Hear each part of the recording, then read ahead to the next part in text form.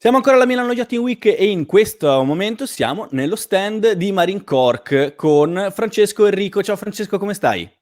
Ciao, buongiorno, bene, benissimo, grazie. Allora Francesco, noi l'abbiamo sempre pensato per i tappi di bottiglia, ma questo materiale comincia ad essere veramente utilizzato anche nella nautica. Di che cosa stiamo parlando?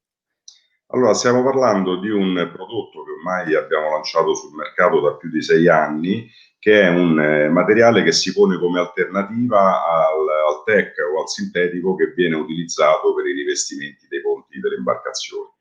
È un prodotto naturale perché parliamo comunque di un legno, è un sughero molto pressato che consente diciamo, al prodotto una caratteristica di rigidità e di resistenza molto elevata e mantiene, diciamo, quelle che sono le caratteristiche intrinseche del sughero che danno, oltre alla piacevolezza al calpestio, danno anche delle caratteristiche tipo di isolamento termico, isolamento acustico, è un materiale che non si macchia, ha un grip elevatissimo perché è l'unico materiale che più si bagna e più il grip aumenta e soprattutto è un materiale che pesa molto poco. Penso che sia il materiale più leggero che c'è in commercio, basta pensare che pesa meno di un terzo del tech, insomma.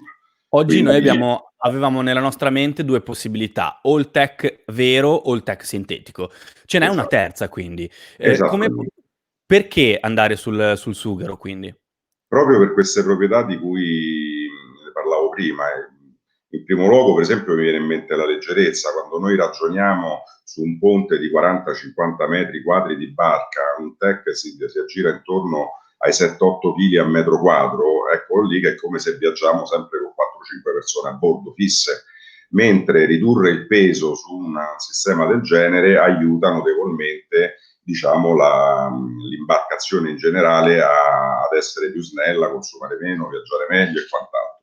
Ti Il faccio due grip è una domande cosa. pratiche. Ti faccio due domande pratiche, perché magari a Sì, qualcuno può venire in mente proprio questo. Allora, io sono in barca, ho una tazzina di caffè e mi cade il caffè, non sul tech a questo punto, ma sul sughero. Che cosa succede?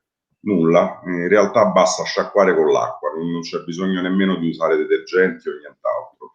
Questo perché il sughero lascia tutto sulla sua superficie, a differenza del tech che invece è una fibra per cui tende a penetrare, tende a prendere tutto il caffè o il vino, quello che sia, lì rimane in superficie, non penetra, quindi è sufficiente sciacquarlo con l'acqua e non fare nulla. Io me lo Anche se immagino... Ah, scusami. no, dicevo, era per chiudere un po' il discorso, anche se mi cascasse una vernice sopra, è sufficiente che io la faccio seccare, poi la carteggio e non rimane nemmeno l'alone, non rimane nulla, quindi il Meraviglioso. zucchero non assorbe nulla da questo punto di vista. Come si comporta invece con gli urti? È un materiale molto resistente. Sul nostro sito c'è un filmato dove fa vedere come un angolare in ferro gli viene poggiato sopra e ci passa sopra un muletto da 4 tonnellate. Tutti gli altri materiali sono esplosi. Il sughero, grazie alla sua elasticità, non fa niente. Io posso dare una martellata con tutta la forza sopra la coperta del sughero, spacco il supporto sotto, ma il sughero non si rompe.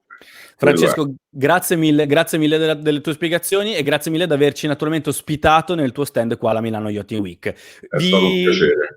Dovete solo chiamarli e contattarli qua sotto schiacciando i vari bottoni che trovate per saperne di più ancora del mondo meraviglioso che è il sughero e tutte le coperte in sughero. Grazie mille Francesco e buona Milano Yachting Week. Grazie a voi. Ciao! Ciao.